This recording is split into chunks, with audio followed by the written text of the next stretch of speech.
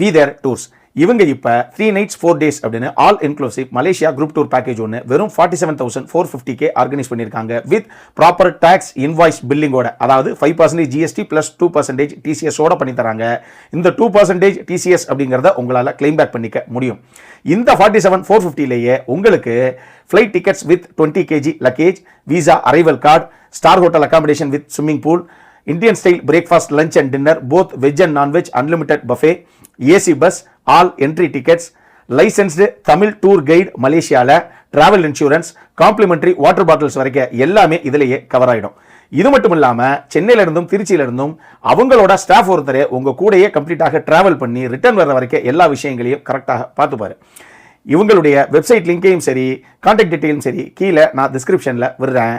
அப்புறம் என்ன, மேலே ஸ்க்ரீனில் தர நம்பருக்கு கால் பண்ணுங்க. ஃபில்மி கிராஃப்ட் அப்படிங்கிற கூப்பன் கோடை சொல்லி உங்களுடைய எல்லா புக்கிங்ஸுக்கும் நீங்கள் 5% டிஸ்கவுண்ட்டையும் அவைல் பண்ணிக்கலாம். இனிமேல் அஃபோர்டபுளான சேஃப் அண்ட் செக்யூர்டான ட்ரிப்ஸுக்கு வி தேர் டூர்ஸை கான்டாக்ட் பண்ணுங்க. Hello viewers, welcome to Filmi craft. நான் உங்கள் அருண். இந்த எபிசோட நம்ம பார்க்க போகிறது மிகப்பெரிய எதிர்பார்ப்புக்கு மத்தியில் கிறிஸ்டோஃபர் நோலனுடைய இயக்கத்தில் தமிழ் டப்பிங்லேயே கூட நம்ம ஊர் தியேட்டர்ஸில் வெளியே இருக்கிற தி ஒடிசி. இப்போ அந்த படத்துடைய கதை என்ன அப்படின்னு கேட்டிங்கன்னா, ட்ரோஜன் வாருக்காக தன்னுடைய மனைவியை விட்டு பிரிகிற படத்துடைய கதாநாயகனும் இத்திகாவுடைய அரசனும் மாவீரனுமான ஒடிசியஸ் அவர் திருப்பி தன்னுடைய மனைவி கிட்ட போய் சேரணும் அப்படிங்கிறதுக்காக ஒரு மிகப்பெரிய பிரயாணத்தை மேற்கொள்கிறாரு. இந்த பிரயாணத்தில் போகிற வழியிலேயே அவர் சந்தித்த சம்பவங்கள், அதன் விளைவாக அடுத்தடுத்து அரங்கேறின சம்பவங்கள், இது எல்லாத்துக்குமான விடை தான் இந்த படத்துடைய மொத்த கதையை. இந்த படத்தை பொறுத்தளவுக்கு இந்த படம் தனித்தலைவன் கிறிஸ்டோஃபர் நோலனுடைய ஒரு படம். அவர் தான் எழுதி இயக்குனது. ஹோமருடைய ஒடிசி இருக்கு இல்லையா, அதனுடைய அடாப்டேஷன் தான் இப்போ படமாக எடுத்திருக்காப்புல நம்மால். இந்த படத்தை பொறுத்தளவுக்கு ஒரு பக்கம் டெக்னிக்கல் பிரில்லியன்ஸ், இன்னொரு பக்கம் ஃபினாமினலான பெர்ஃபார்மன்ஸ், ரெண்டும் சேர்ந்தது தான் தி ஒடிசி அப்படின்னு நான் சொல்லுவேன். ஏன்னா பொதுவாகவே நொலனுடைய படங்கள் அப்படின்னாலே அந்த குரூ பெருசாக மாறவே மாறாது டெக்னிக்கல் சைடில். உதாரணத்துக்கு நொலனுடைய பல படங்களில் ஹொய்த்தி தான் சினிமாட்டோகிராஃபராக இருப்பார், ஜெனிஃபர் லேம் தான் எடிட்டராக இருப்பாங்க, அதே மாதிரி லுட்விக் காரன்சன் அவர் தான் மியூசிக் டைரக்டராக இருப்பாப்ல. அந்த மாதிரி ஒரு சம்பவம் அதே டீமோடு தான் திருப்பி களத்தில் இறங்கி அடிச்சிருக்காப்புல இந்த வட்டம் நம்ம நொலன். இந்த படத்தை எந்த சீனில் நீங்கள் பார்த்தாலும் எப்பப்பா எந்த அளவுக்கு இன்டென்ஸான ஒர்க் இல்லை அப்படிங்கிற ஒரு ஃபீல் ஒன்று வரத்தான் செய்யுது. அது ப்ரொடக்ஷன் டிசைன் டீமுடைய ஒர்க்காக இருக்கட்டும், சவுண்ட் டிசைனிங் டீமுடைய ஒர்க்காகட்டும், அந்த கதையவே பல இடங்களில் நான் லீனியராக கட் பண்ணியிருக்காங்க. ஸோ ஜெனிஃபர் லேம் அதை எப்படி வந்து சுவாரஸ்யமாக கட் பண்ணி எப்படி ஒரு இடத்துலையும் அந்த ஹை பாயிண்ட் ஹை மொமெண்ட்டை கிரியேட் பண்ணாங்க அப்படிங்கிற விதமாகட்டும், சிஜிஐ, விஎஃப்எக்ஸ், எஸ்எஃப்எக்ஸ் அப்படின்னு சொல்லி எல்லா டீமும் கலந்து கட்டி அடிச்சிருக்கு இந்த படத்தை. அந்தளவுக்கு டெக்னிக்கலி செம்ம பிரில்லியண்ட்டான ஒரு படம் இது.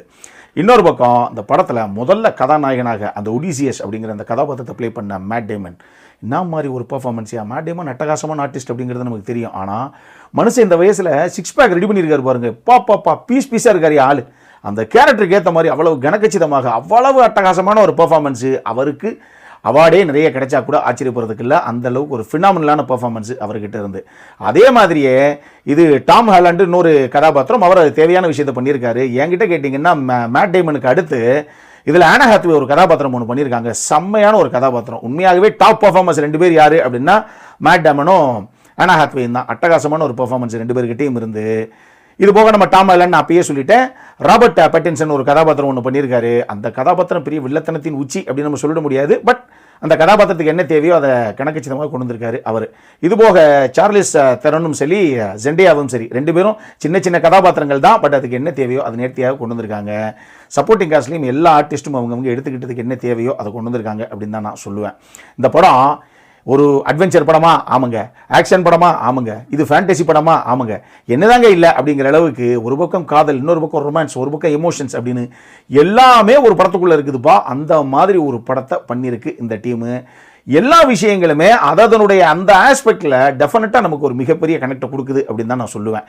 காட்சிகளாக பார்க்கும்போது கூட படத்துடைய ஆரம்பத்திலேயே ஒரு குதிரை சிலை ஒன்று கடற்கரை ஓரமாக ஒதுங்கி கிடக்கும். அது நான் லீனியராக போயிட்டு பின்னாடி லேட்டர் ஆஃபில் என்ன நடந்துச்சு அப்படிங்கிறத கொண்டு வருவாங்க. அப்போ தான் அந்த சீக்வன்ஸ் திருப்பியும் வரும்போது தான் அடேங்கப்பா அப்படின்னு அந்த சம்பவம் என்ன அப்படிங்கிறதே நம்மளால் உள்வாங்கிக்க முடியும். அது ரொம்ப சூப்பராக பண்ணியிருந்தாங்க எடிட்டிங்கில். அதே மாதிரி அங்கே ஆரம்பிக்கிற அந்த காட்சி ஆகட்டும், கடைசி டுவர்ட்ஸ் கிளைமேக்ஸ் போகும்போது ராமாயணத்தில் எப்படி சீதாதேவி அம்மா யார் இந்த வில்ல ஒடிக்கிறாங்களோ அவரை தான் நான் கல்யாணம் பண்ணுவேன் அப்படின்னுச்சோ அந்த மாதிரி ஒரு காட்சி அமைப்பு இந்த படத்துலையும் டுவர்ட்ஸ் கிளைமேக்ஸ் போகும்போது இருக்குது. சரியான ஒரு சீக்வன்ஸ், அது நல்ல ஒரு கூஸ் பம்பான மாசான ஒரு சீக்வன்ஸ் அப்படின்னு கூட சொல்லலாம். செம்மையாக பண்ணியிருந்தாங்க. இன்பிட்வீனில் எங்கேயுமே பெருசாக போர் அடிக்காமல், குறிப்பாக ஃபர்ஸ்ட் ஹாஃப் எங்கேயுமே போர் அடிக்காமல் ஏதாவது ஒரு விஷயம் அங்கங்கே ஆடியன்ஸை சீட் அடிச்சு எழுந்திரிச்சு உட்கார வச்சுக்கிட்டே இருக்கும். அந்த மாதிரி சீன்ஸை கரெக்டாக ஷஃபிள் பண்ணி அங்கங்கே அடிக்கிருக்காங்க. பிளேஸ்மெண்ட்ஸ் எல்லாமே அந்தந்த இடத்துல அந்தந்த காட்சிகள் பரவாயில்லைங்க, பரபரப்பாக தான் இருக்குது அப்படிங்கிற மாதிரி ஏதோ ஒரு விஷயத்தை பண்ணி வச்சுக்கிட்டே இருந்தாங்க. இந்த படத்தை பொறுத்தளவுக்கு டு பி வெரி ஃப்ராங்க், எனக்கு இந்த படத்துடைய ஃபர்ஸ்ட் ஹாஃப் அளவுக்கு செகண்ட் ஹாஃப் இல்லை. செகண்ட் ஹாஃப் கொஞ்சம் லேக் ஆகுதுங்க.